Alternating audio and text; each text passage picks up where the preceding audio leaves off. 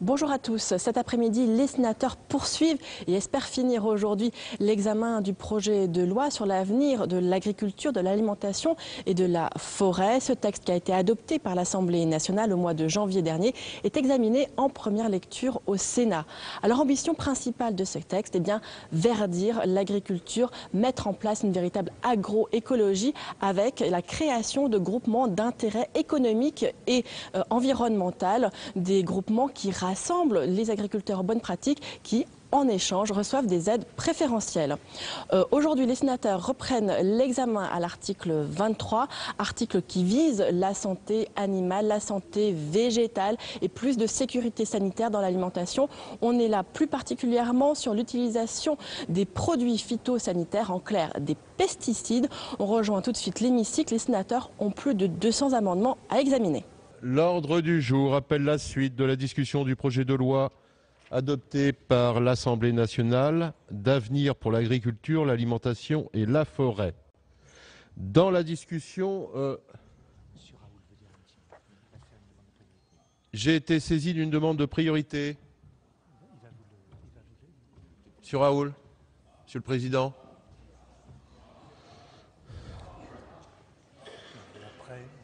D'accord. Président, en application de l'alinéa 6 de l'article 44 du règlement intérieur, je demande donc la priorité après l'article 28 de l'article 33 ter A.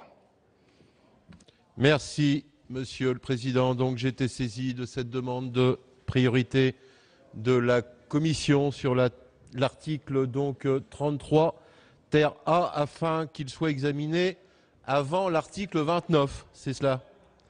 Selon l'article 44, alinéa 6 de notre règlement, mes chers collègues, la priorité est de droit quand elle est demandée par la commission saisie au fond, sauf opposition du gouvernement. Donc, Monsieur le ministre, quel est l'avis du gouvernement sur cette demande de priorité? Favorable. Merci, Monsieur le ministre. La priorité est donc ordonnée.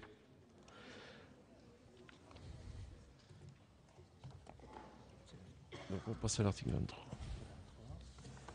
Donc je rappelle quand même que dans la discussion des articles, nous sommes parvenus aux amendements identiques numéro 188 rectifié bis et 709 à l'article 23. Donc des amendements qui font l'objet d'une discussion commune. Amendement numéro 188 rectifié bis, Monsieur Labbé.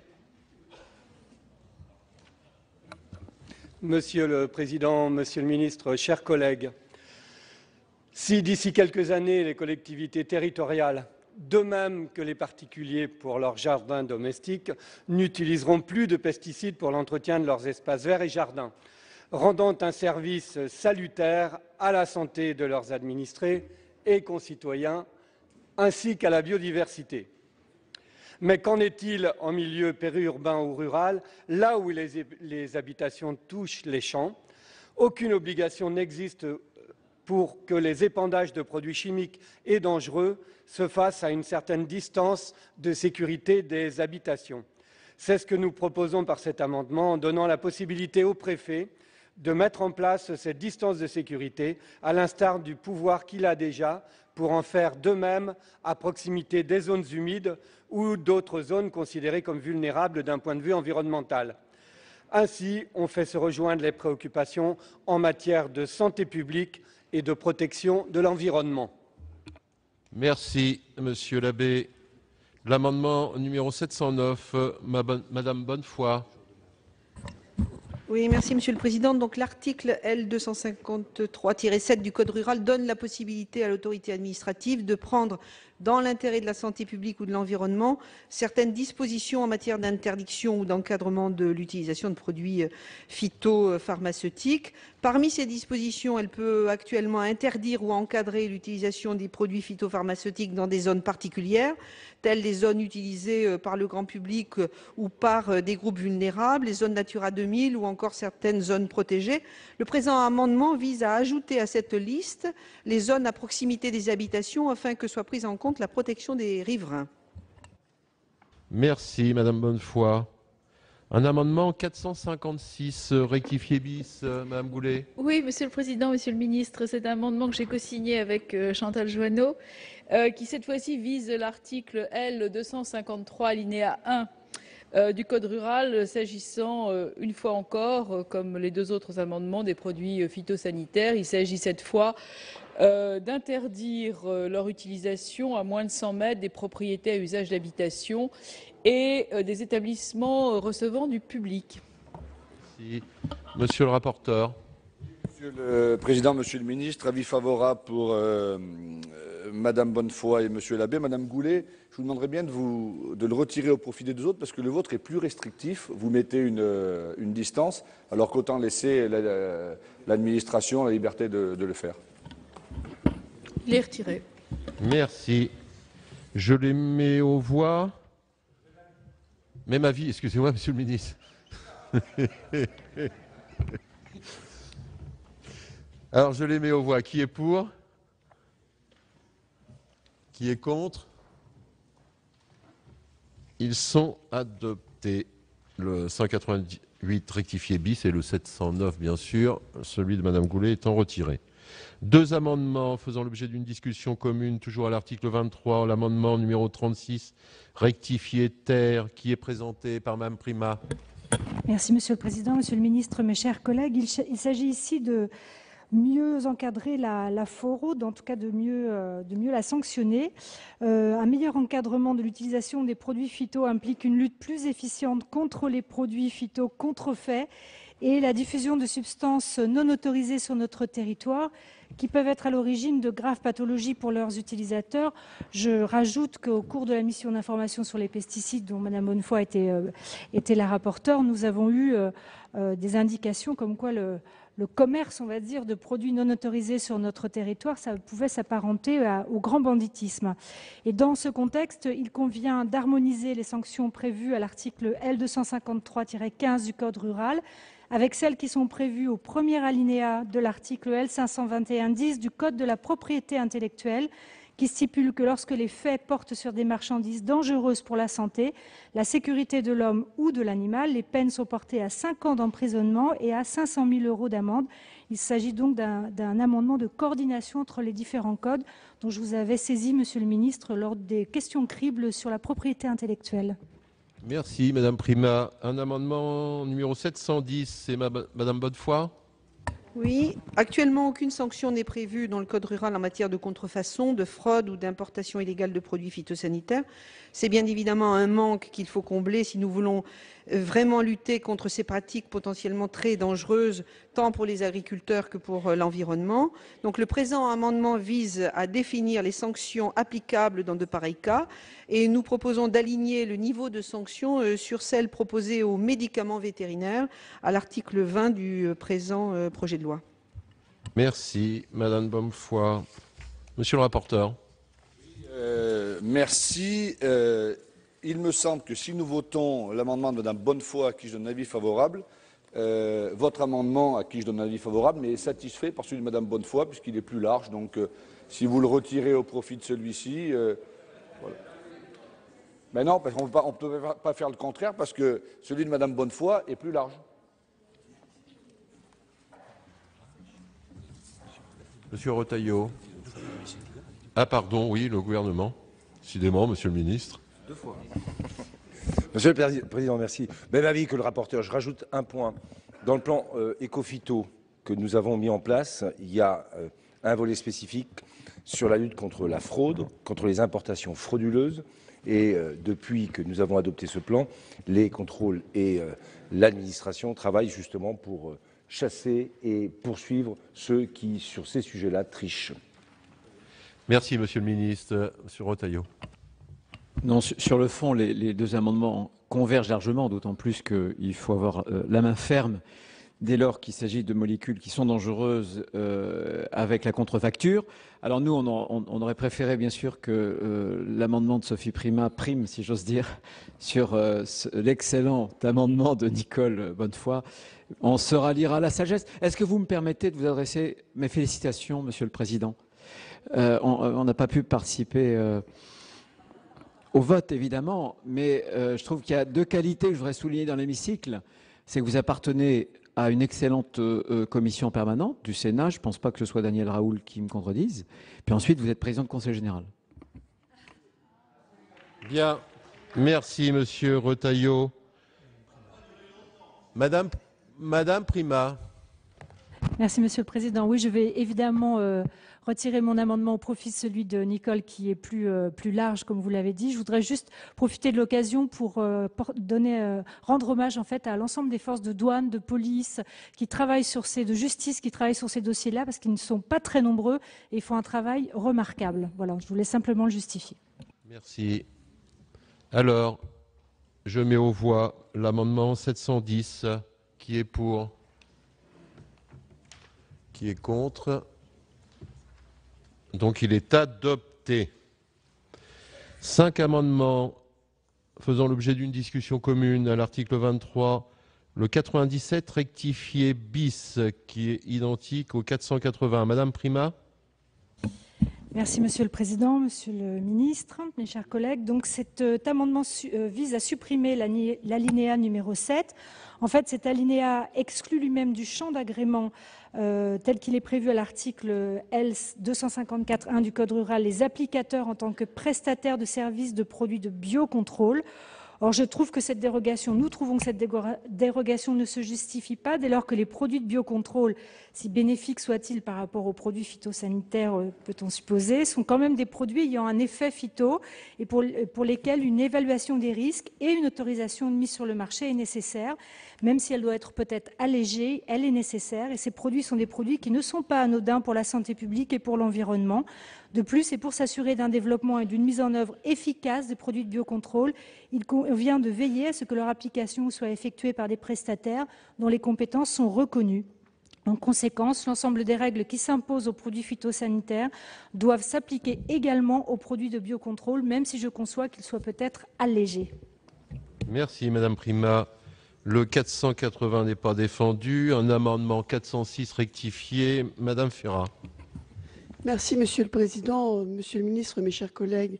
L'application de produits phytosanitaires en prestation de services est subordonnée depuis le 1er octobre 2013 à la certification de l'entreprise prestataire. Cette obligation a pour objectif de sécuriser et, si possible, de diminuer l'utilisation de ces produits. Sur les territoires viticoles, très morcelés, il est fréquent que des exploitants formés et équipés étendent leurs interventions au traitement de parcelles voisines des leurs, dans le cadre de services qui ne peuvent être assimilés à de l'entraide en l'absence de réciprocité. Cette pratique garantit l'application pertinente et économe des produits.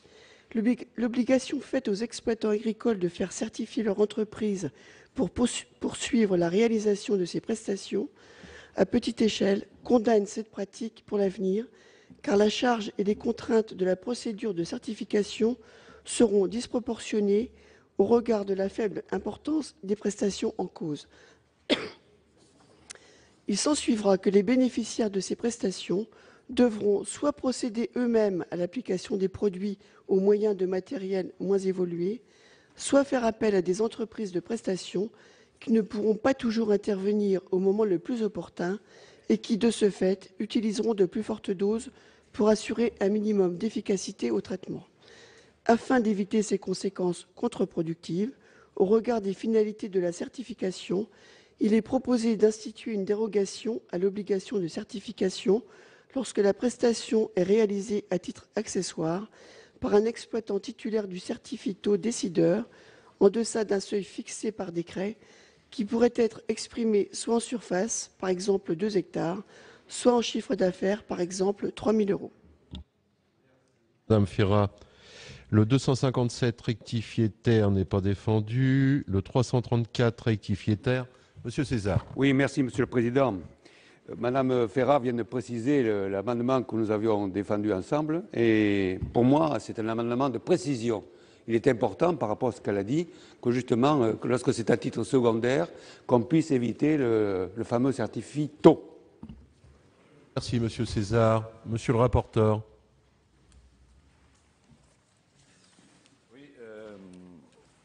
Monsieur le Président, l'amendement 97 de Madame Prima, je vais mettre un avis défavorable parce que les produits de biocontrôle sont des procédés naturels, sans danger pour la santé publique et pour l'environnement. Il n'est donc pas choquant de supprimer l'obligation d'agrément pour ces produits. Tout le monde s'accorde aujourd'hui sur la nécessité de développer l'utilisation de ces types de produits.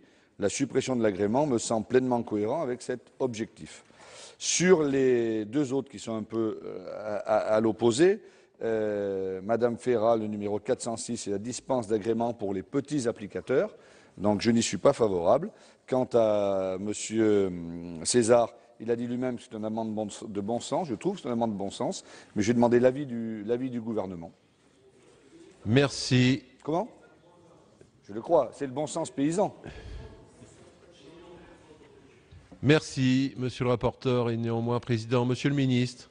Oui, premier point sur le biocontrôle et l'agrément. Il y aura une liste qui sera publiée par décret pour que toutes les matières de biocontrôle qui seront justement exonérées de cet agrément soient effectivement parfaitement compatibles avec un usage sans agrément. Pour certaines, il y a peut-être des matières actives qui seront plus dangereuses. À ce moment-là, il y aura nécessité d'agrément. Mais l'idée, comme l'a dit le rapporteur, c'est de favoriser l'utilisation des produits de biocontrôle. Donc, essayons d'être le plus souple possible, tout en étant extrêmement rigoureux. Donc, la liste de décrets, dans le décret, publiera les différentes matières actives. Celles qui sont sans danger, eh bien, elles passent sans agrément. Celles qui ont des dangers, bien sûr, ne sont pas dans cette liste. Et donc, nécessiteront l'agrément. Après, vous avez deux amendements qui visent à, comment dirais-je, exonérer du certificat les petites exploitations, en gros, hein, c'est ça. Là, je ne suis pas d'accord pour une raison simple.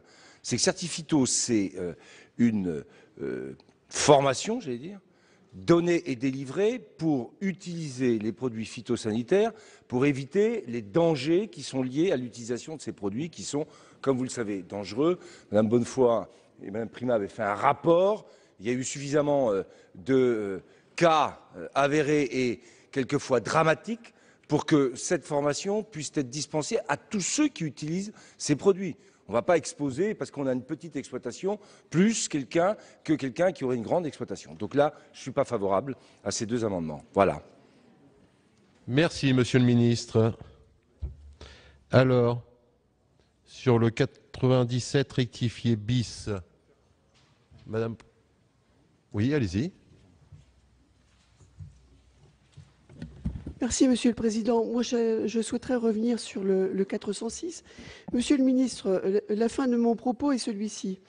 Il est proposé d'instituer une dérogation à l'obligation de certification d'entreprise lorsque la prestation est réalisée à titre accessoire par un exploitant titulaire du certificat décideur.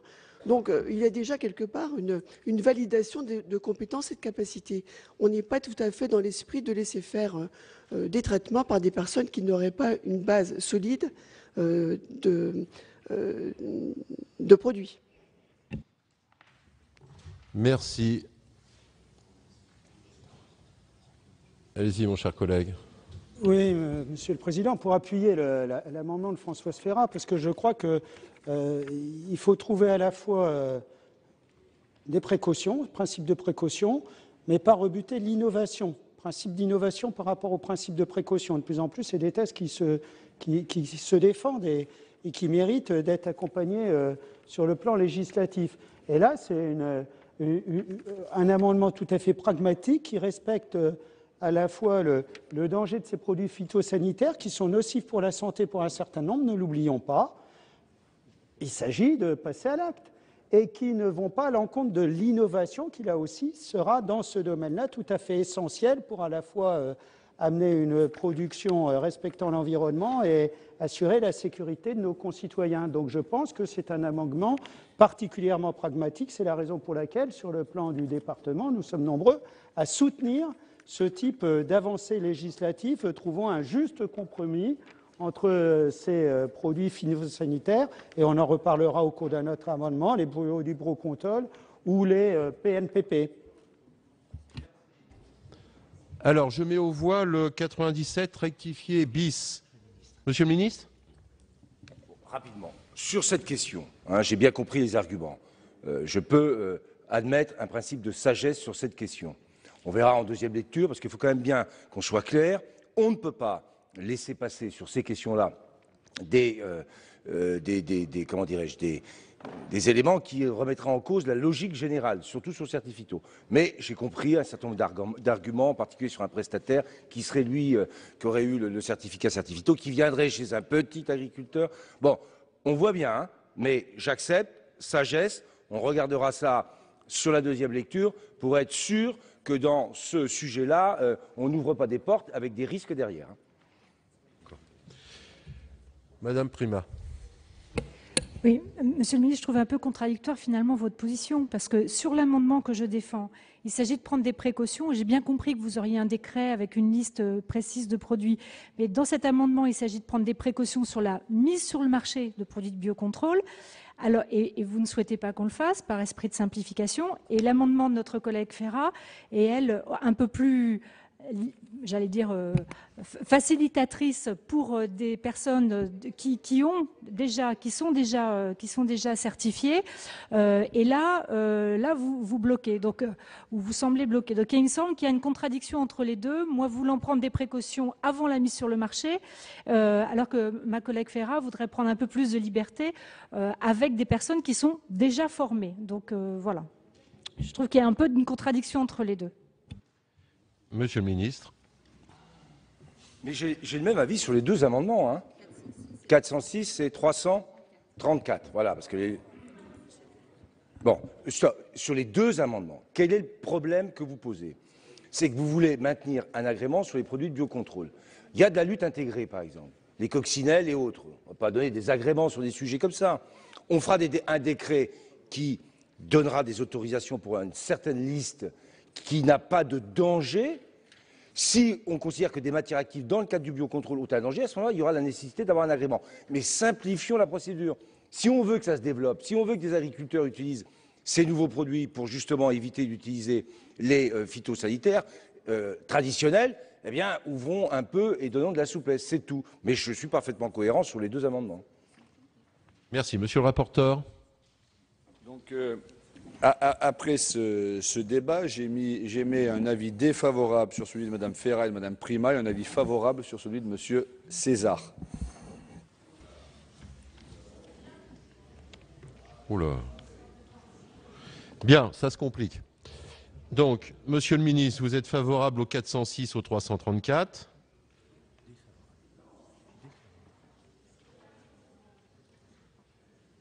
C'est cela? Oui. Et monsieur le rapporteur, vous êtes favorable au 334 et défavorable aux deux autres. Bien. Je mets donc aux voix l'amendement numéro 97 rectifié bis. Qui est pour? Il est retiré. Le 406 rectifié. Qui est pour?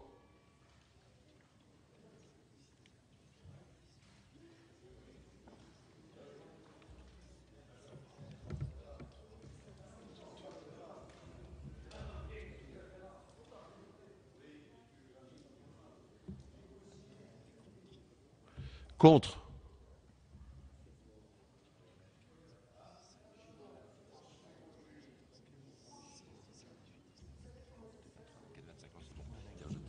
Il est rejeté. Et l'amendement numéro 334 rectifié terre. Qui est pour? Qui est contre? Bien. Il est adopté, Monsieur César. Un amendement numéro 74 rectifié bis qui est défendu par Mme Prima. Merci Monsieur le Président. Donc cet amendement vise à rendre plus efficient le conseil spécifique à l'utilisation des produits phyto et à revoir la rédaction actuelle de l'article 254-7 du Code rural de la pêche. en prévoyant la mention soit de la substance active, soit de la spécialité commerciale.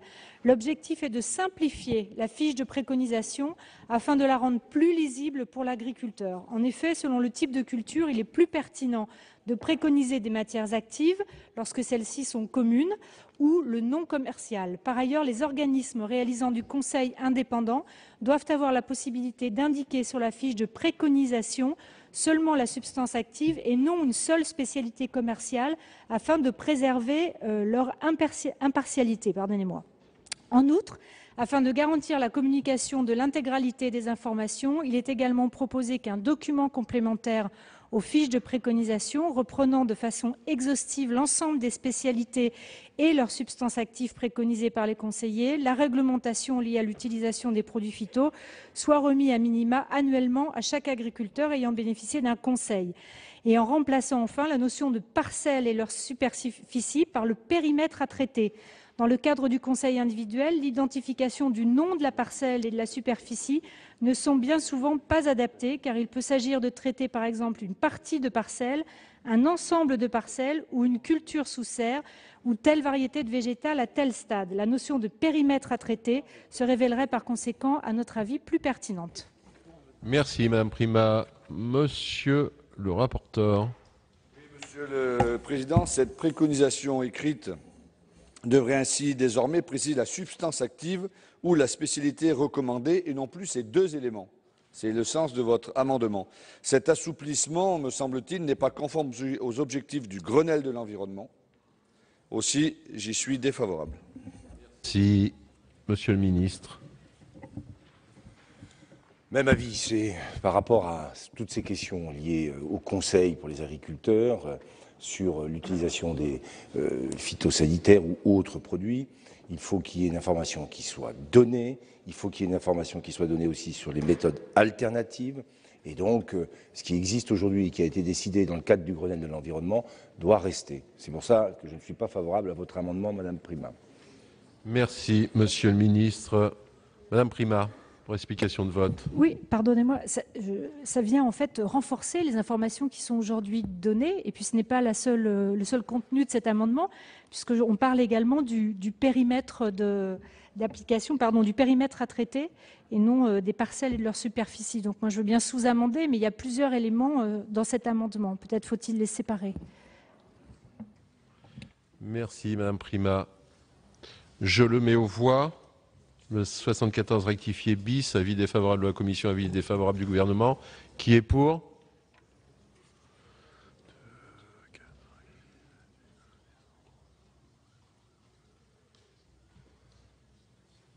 Qui est contre?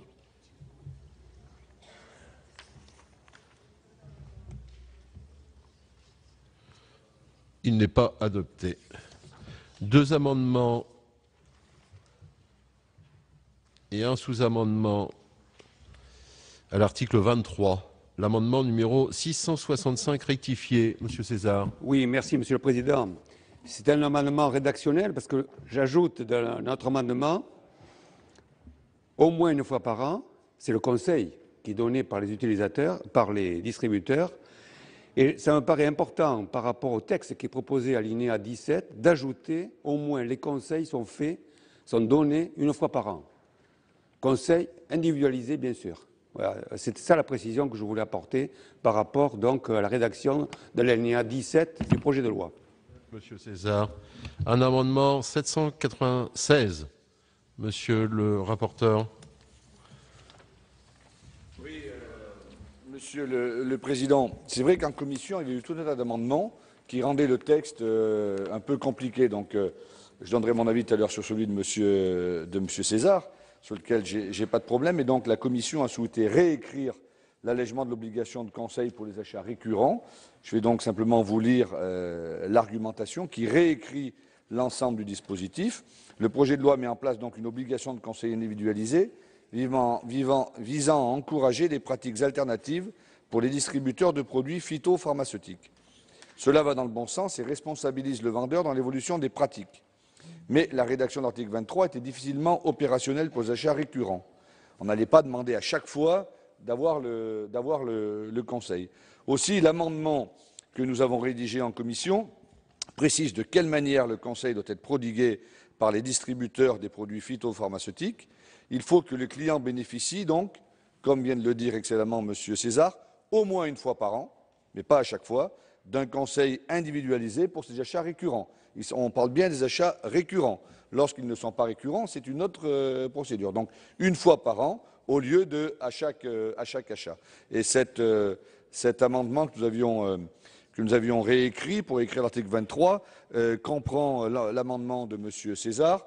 On avait considéré qu'il allait un peu plus loin. Enfin, nous en parlerons tout à l'heure. Il n'y a pas de souci. Rapporteur. Un sous-amendement numéro 852 qui est présenté par Madame Bonnefoy. Oui, dans la droite ligne de ce que vient de dire Monsieur le rapporteur, pour écarter tout malentendu, il convient de réaffirmer le principe général posé jusqu'alors dans le projet de loi, à savoir l'obligation de délivrance par les distributeurs d'un conseil individualisé aux acheteurs. La dérogation à ce principe doit rester l'exception, laquelle est toutefois compréhensible lorsqu'il s'agit de produits que les utilisateurs achètent fréquemment. Dans ces cas précis, le conseil peut n'être délivré qu'une fois par an. Donc il convient de rédiger, dans les cas où elle distribue des produits phytosanitaires à un client effectuant des achats récurrents du même produit phytopharmaceutique, ce conseil peut n'être formulé qu'une fois par an, le achat récurrent n'étant pas dans le texte. Merci Madame Bonnefoy. Alors, Monsieur le rapporteur. Oui. Merci à Madame Bonnefoy. Bon, je vais lui mettre un avis favorable. Récurrent est bien dans le texte. Enfin, il n'était pas dans le texte initial, mais il est dans le texte prévu de l'amendement que je vous propose de voter, que j'ai présenté au nom de la commission. Mais bon, c'est quelques précisions rédactionnelles. Je n'ai pas d'avis négatif sur le sujet. Quant à Monsieur César, vous faites comme vous voulez, Monsieur César. Je considère qu'il est satisfait. J'y suis favorable, évidemment, mais il est très proche de celui que nous avons voté en commission, qui est un peu plus large. Donc, si vous le retirez, votre amendement, de toute façon, est satisfait. Merci, Monsieur le ministre. Monsieur César. Monsieur le Président, moi, je suis satisfait de la proposition de M. Guillaume. Donc, puisque mon amendement est satisfait, je le suis aussi, je le retire. Merci, M. César. Au profit de l'amendement du rapporteur. D'accord. Proposition du rapporteur qui a été approuvée par la commission. Merci pour ces précisions. Donc, je mets aux voix le sous-amendement 852. Qui est pour? Qui est contre? Il est adopté. Et l'amendement numéro 796, qui est pour? Qui est contre? Il est adopté. Un amendement 220, rectifié bis, qui le défend. Monsieur Savary. Oui, merci Monsieur le Président. Cet amendement porte sur l'autorité administrative en ce qui concerne effectivement ces différents produits, notamment les phytosanitaires, où il est demandé de les transférer au niveau du ministère chargé des Affaires sociales, de la Santé et de l'Écologie pour avoir des AMM du fait des répercussions sur la santé. C'était là aussi un amendement pour que vous puissiez nous donner votre avis sur cette proposition. Savary, monsieur le rapporteur. Monsieur le Président, cet amendement va totalement à l'encontre de ce que nous avons voté hier soir et l'article 22, le transfert à l'ANSES. Donc je ne peux pas donner un avis favorable, puisque hier soir nous avons eu un long débat, très long débat même, sur l'article 22. Et après explication, la Haute Assemblée a voté l'article 22, suivant cela les recommandations, les arguments et les explications du ministre. Donc c'est en contradiction avec l'article 22, donc défavorable. Monsieur le ministre. Même avis, puisque le débat, vous y étiez, Monsieur le Président, a été suffisamment long et approfondi. Et puis deuxièmement, même si on n'avait pas eu ce débat et si on n'avait pas adopté ce que nous avons adopté, je le dis quand même, transférer. Cet amendement vise à transférer, donc c'est ça, l'autorité administrative pour la délivrance des décisions d'AMM de produits phytopharmaceutiques au ministère chargé de la Santé et de l'Écologie. Sur les questions qui concernent l'agriculture, ça aurait sûrement été un objet de débat, Monsieur Bizet, parce que c'est quand même assez radical comme décision. Donc on a voté hier que l'ANSES avait une responsabilité. Et maintenant, je pense que c'est mieux comme ça. Merci, Monsieur le ministre. Monsieur Savary, pour l'explication de vote. Merci, je retire mon amendement. Merci, Monsieur Savary. Deux amendements identiques à l'article 23, le 168, Monsieur Labbé.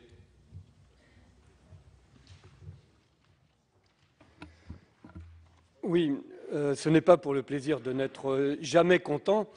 On recherche les alternatives aux pesticides et les macro-organismes en font partie, tout comme les préparations naturelles peu préoccupantes. Alors que l'on demande aux préparations naturelles peu préoccupantes des procédures d'analyse du risque, on en a parlé hier soir, qui sont lourdes. Pour les macro-organismes, on propose de ne pas avoir besoin de les évaluer et cela peut conduire, ils sont souvent importés, et cela peut conduire à des déséquilibres écologiques majeurs car le confinement n'est pas toujours efficace à 100%. Par cet amendement, il s'agit de réintroduire l'évaluation des risques en situation confinée et de confier l'autorisation au ministère de l'Agriculture et non au seul préfet. Merci, Monsieur Labbé. Un 221 rectifié qui est présenté par Monsieur Savary. Même type d'amendement, là aussi, nous sommes permis de le poser pour avoir votre vision par rapport au rapport économie et écologie à travers ce problème des macro-organismes. Merci, Monsieur Savary. Monsieur le rapporteur. Merci. Je pense que le ministre vous donnera son avis, vous éclairera. Moi, je ne suis pas favorable à la suppression de l'assouplissement des obligations en cas d'introduction sur le territoire de macro-organismes destinés à une utilisation confinée. Il s'agit de développer l'expérimentation de techniques alternatives de protection des cultures. Une autorisation reste cependant nécessaire. Elle est donnée par le préfet de région qui précisera les mesures de confinement nécessaires. Donc, Monsieur Labbé et Monsieur Savary proposent de revenir sur cet assouplissement. Je propose que nous restions souples et je donne deux avis défavorables. Merci, Monsieur le rapporteur. Monsieur le ministre. Bon, on a une autorisation qui est donnée par le préfet, donc ce n'est pas comme si il n'y avait pas un contrôle qui était fait. Deuxièmement, avec les macro-organismes, on est dans des systèmes qu'on connaît bien de lutte intégrée. On est dans un milieu confiné, donc on cherche simplement, avec cet amendement, à assouplir les décisions qui peuvent être prises par des exploitants de serres et autres outils de production pour que cette lutte intégrée, ces luttes avec l'utilisation des macro-organismes puissent être facilitées. Mais il y a toujours une autorisation qui est donnée par le préfet. Donc on n'est pas du tout dans un système où il n'y aurait aucun contrôle. Voilà. Donc là-dessus, il n'y a pas de sujet d'inquiétude à avoir. Hein, j'ai visité il n'y a pas très longtemps en Bretagne toute une nouvelle serre qui avait été mise en place d'une grande entreprise bien connue qui s'appelle, je ne dirai pas son nom d'ailleurs, mais qui a développé justement tous les macro-organismes nécessaires à une lutte intégrée nouvelle, toute la question des pollinisations et des pollinisateurs sur les tomates, en particulier avec des bourdons, tout ça, ça se fait de manière confinée et c'est extrêmement important de développer ce type de projet, hein, le tout étant, je le dis, de toute façon, soumis à autorisation du préfet. Merci, Monsieur le ministre. Alors, je mets aux voix ces deux amendements identiques. Qui est pour?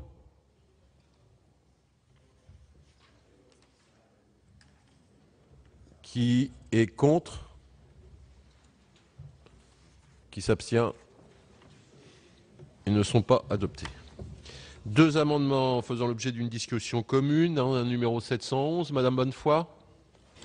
Oui, l'article L211-3 du Code de l'environnement précise qu'en complément des règles générales de gestion équilibrée et durable de la ressource en eau en France, des prescriptions particulières à certaines parties du territoire peuvent être fixées par décret en Conseil d'État.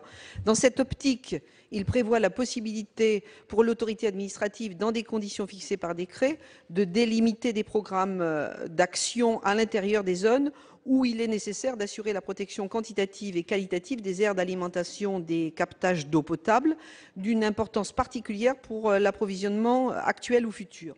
Le présent amendement vise à préciser clairement que ce type de programme peut prévoir l'interdiction de l'usage de substances dangereuses pour la santé ou l'environnement dans ces zones.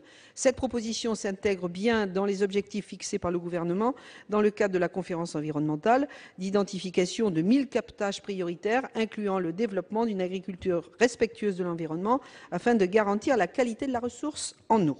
Merci Madame Bonnefoy. Le 169, Monsieur Labbé. Il est défendu. Monsieur le rapporteur. Favorable pour Madame Bonnefoy. C'est Monsieur le Président qui a répondu qu'il était défendu. Je tenais sur cet amendement à en rajouter une petite couche. Cet amendement touche une nouvelle fois à la réduction de l'usage des pesticides en zone agricole. Il s'agit de protéger les périmètres de captage. De nombreuses collectivités ont déjà engagé des actions exemplaires avec le milieu agricole. Les effets bénéfiques ne concernent pas que la préservation de la ressource et la santé, ils sont également économiques. De par les économies réalisées en termes de traitement des eaux pour les services d'alimentation en eau potable, le coût du préventif est toujours inférieur au coût du curatif et parfois très inférieur. Les coûts de potabilisation de l'eau induits par les pollutions émises par l'agriculture conventionnelle se situent dans une fourchette entre 800 à 2400 € par hectare et par an. Quant aux pesticides, 6 000 € le kilo d'estimé pour l'élimination des pesticides dans l'eau. Par ailleurs, 400 captages ont été abandonnés chaque année entre 1998 et 2008.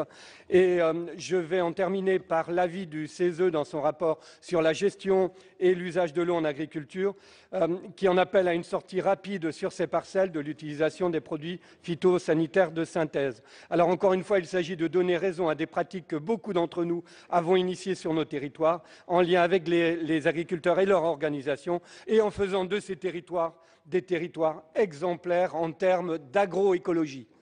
Monsieur Labbé, monsieur le rapporteur. Favorable pour celui de Madame Bonnefoy, retrait car satisfait pour Monsieur Labbé. Merci, Monsieur le ministre. Bon, sur celui de Madame Bonnefoy, principe qui consiste à dire on interdit les substances dangereuses dans les zones de captage, principe qui est tout à fait acceptable. Sauf que quand on dit substances dangereuses, la liste, elle est très longue. Et donc on a un problème quand même de définition. Hein. C'est un vrai sujet. Donc moi je veux bien dire sagesse sur cette question, mais on va bien y regarder à deux fois d'ici la deuxième lecture, parce qu'il faut qu'on regarde exactement ce que ça a comme conséquence. Sur Monsieur Labbé, le fait qu'on interdirait toute substance phytosanitaire, à l'exception des biocontrôles, c'est toujours très compliqué parce que même certains PNPP pourraient être interdits là. Hein. Et dans l'agriculture biologique, il y a des utilisations de phytosanitaires. Hein. Donc là, c'est pareil. Une fois qu'on met un article comme ça de loi, on pense qu'on a réglé beaucoup de problèmes, mais derrière, ça a des conséquences. Je rappelle que dans l'agriculture biologique, il y a certains phytosanitaires qui sont utilisés. Même des PNPP sont considérés comme des produits phytosanitaires. Donc, tel que c'est écrit là, c'est pas possible, donc j'y suis défavorable. Donc, sagesse sur celui de Mme Bonnefoy, parce qu'il y a une vraie question, c'est les substances dangereuses, c'est quoi? S'il faut les interdire, de quoi on parle? Et sur l'amendement de M. Labbé, les conséquences de cette interdiction stricte, elles seraient telles que ça poserait d'énormes problèmes. Donc, je ne peux pas être favorable. Merci, Monsieur le ministre. Explication de vote, Monsieur Labbé. Non, je ne veux surtout pas être intégriste et pour donner plus de force, parce que je ne le suis pas, et pour donner plus de force à l'amendement de Nicole Bonnefoy, on retire le nôtre et on se range sur celui de Nicole Bonnefoy. Monsieur César, pour explication de vote. Oui, Monsieur le Président, moi je voulais intervenir après l'amendement de Monsieur Labbé, mais comme il a retiré, c'est très difficile.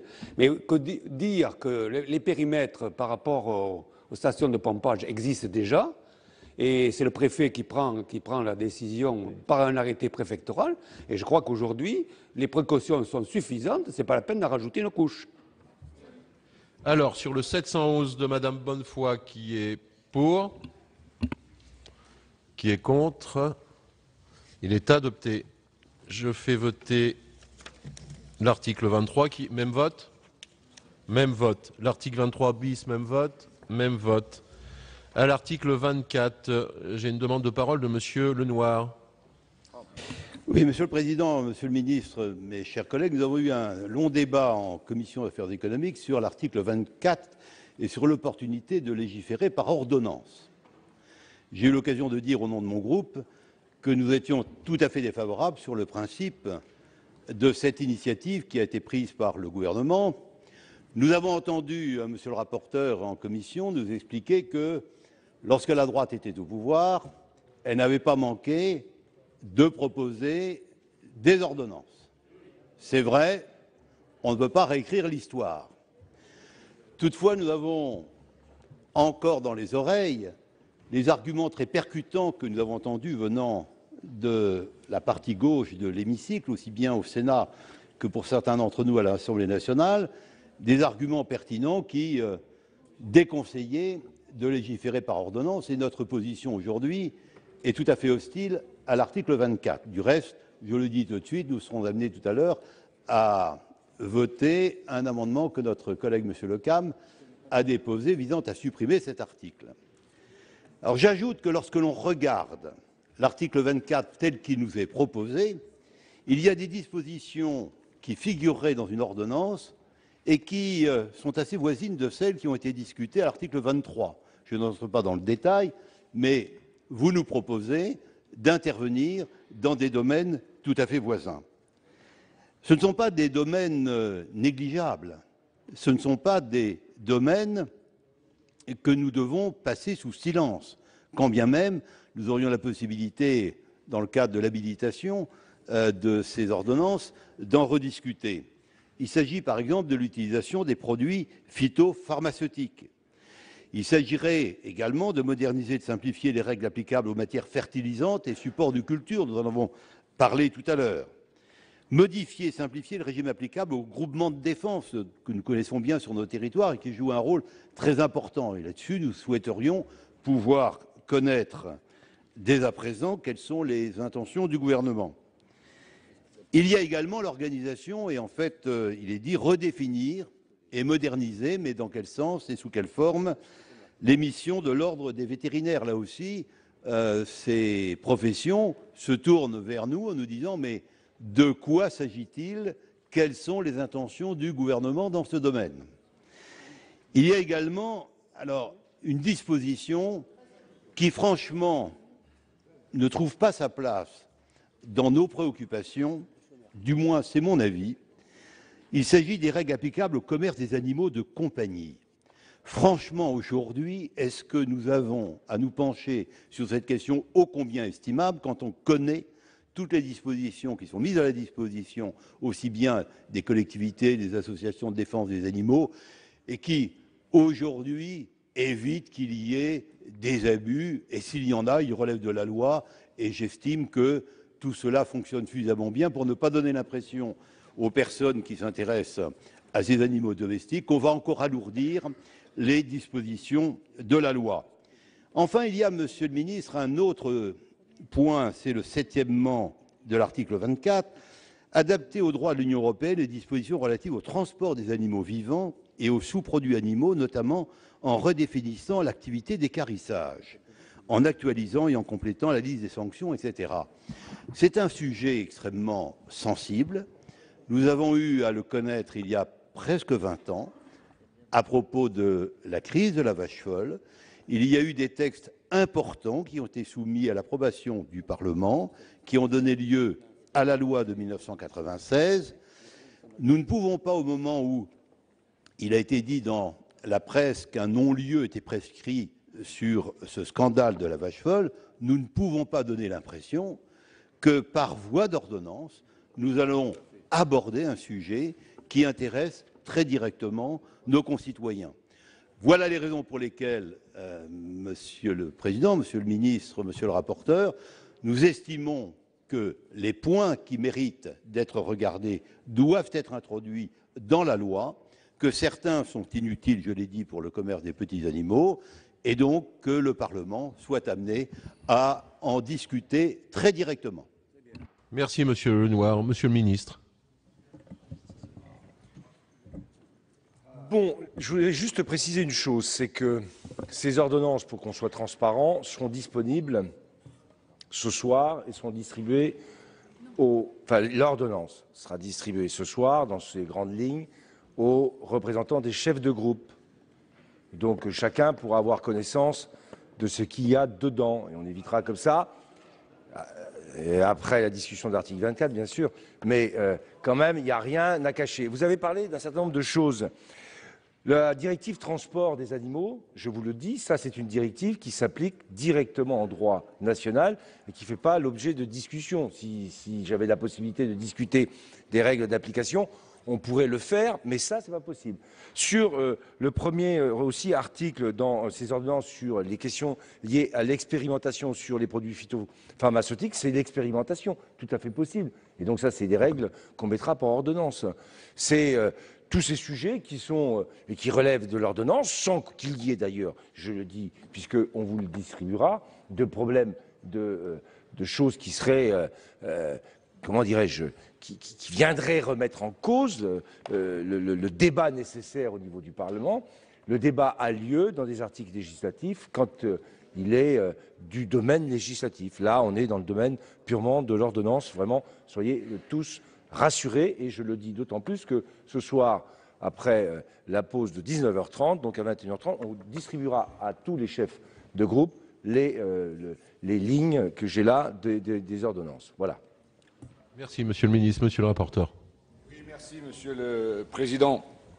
Le Parlement est toujours rétif aux ordonnances. Je dis la question, à quoi sert le Parlement s'il n'y a pas d'ordonnance? Et là, le ministre propose 8 ordonnances et l'opposition est dans son rôle de dire « vous ne devriez pas légiférer par ordonnance ». Et il y a quelques années en arrière, quand Bruno Le Maire a présenté la LMAP, il avait 16 ordonnances.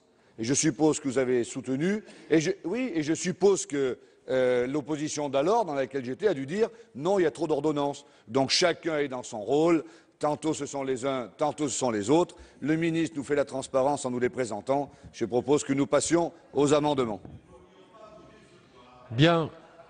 Passons à l'amendement 628 qui est présenté par Monsieur Lecam.